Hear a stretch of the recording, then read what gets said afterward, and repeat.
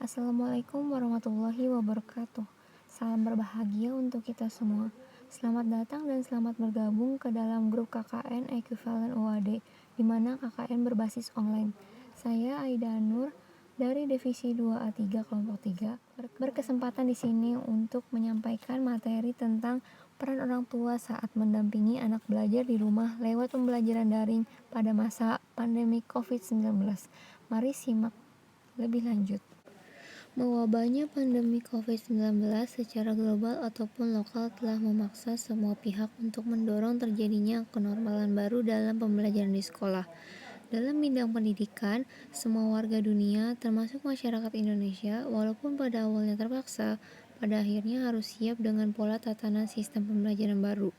Para siswa ditantang sejak dini untuk belajar mandiri dengan menggunakan ragam media, tanpa alergi dengan kebiasaan kerja kelompok, kemampuan berkolaborasi dan percaya diri atas kemampuan sendiri. Keduanya merupakan hal penting dalam kehidupan abad ke-21. Pembelajaran daring adalah pembelajaran yang dilakukan tanpa melakukan tatap muka melalui platform. Pembelajaran daring adalah pembelajaran yang dilakukan tanpa melakukan tatap muka melalui platform yang telah tersedia.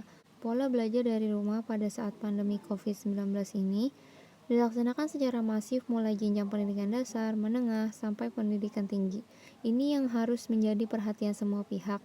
Hal ini berkaitan dengan sejauh mana kesiapan dari para pihak yang terlibat dalam melaksanakan pendidikan jarak jauh sebagai jawaban atas diberlakukannya karantina wilayah atau lockdown untuk memutus mata rantai berkembangnya COVID-19.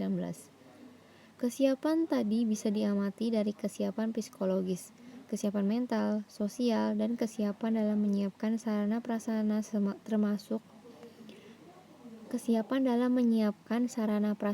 termasuk sistem TIK. Hal ini penting guna menjamin proses belajar di rumah bisa terlaksana dengan baik. Kendati COVID-19 sedang mewabah, dengan demikian, pihak yang terlibat dalam pembelajaran daring di rumah melibatkan antara lain peserta didik, orang tua, para guru, dan lembaga sekolah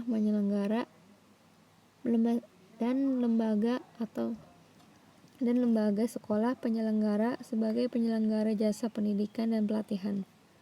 Secara psikologis, faktor kesiapan ini yang harus menjadi titik tumpu. Belajar adalah proses psikologis, perubahan tingkah laku peserta didik. Kata kuncinya, belajar dari rumah minimal memerlukan 3 prasyarat. Bagi siswa, jadilah pembelajar yang mandiri.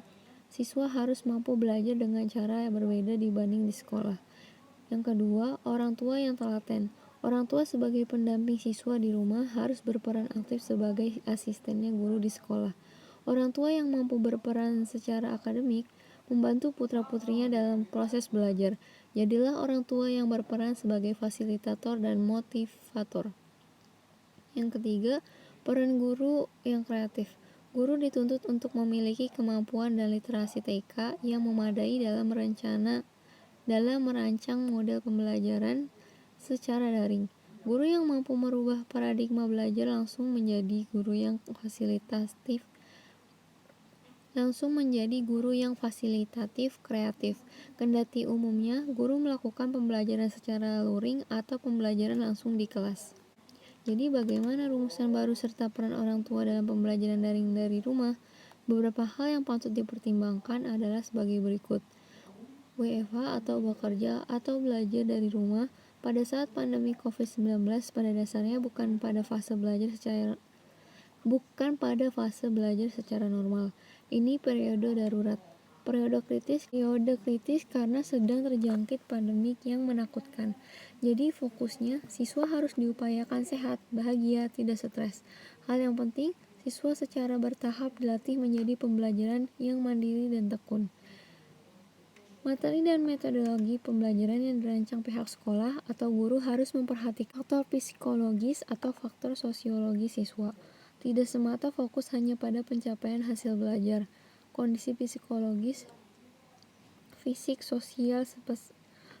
dan sosial peserta didik juga merupakan bagian penting. Kondisi ini merupakan baru bagi orang tua. Jadilah fasilitator tangguh agar anak-anaknya bisa belajar dengan ringan. Kondisi saat ini belum semua orang tua mampu secara rutin membimbing anak-anaknya untuk belajar di rumah dengan baik. Sekolah dan guru harus mampu mengemas dan menyusun konten bahan ajar secara tepat melalui BJJ, belajar jarak jauh, termasuk memilih ragam saluran media yang digunakan. Perhatikan kondisi orang tua dan lingkungan tempat anak berada. Pilih media pembelajaran yang memungkinkan siswa bisa belajar dengan baik kendati dengan sistem daring. Pemerintah harus mampu memberikan aksesibilitas dan fasilitas kemudahan bagi masyarakat Indonesia yang heterogen. Dengan rentang geografis yang beragam, Indonesia itu bukan hanya masyarakat yang tinggal di perkotaan, tetapi banyak juga mereka yang tinggal di pedesaan. Malah mereka banyak yang bermukim di daerah terluar, terdepan, terpencil. Menjadi perhatian, kembangkan kebijakan yang meyakinkan para siswa bisa belajar secara produktif. Suatu model pembelajaran bisa dilaksanakan dengan baik. Satu opsi dalam menyiarkan proses belajar melalui saluran televisi.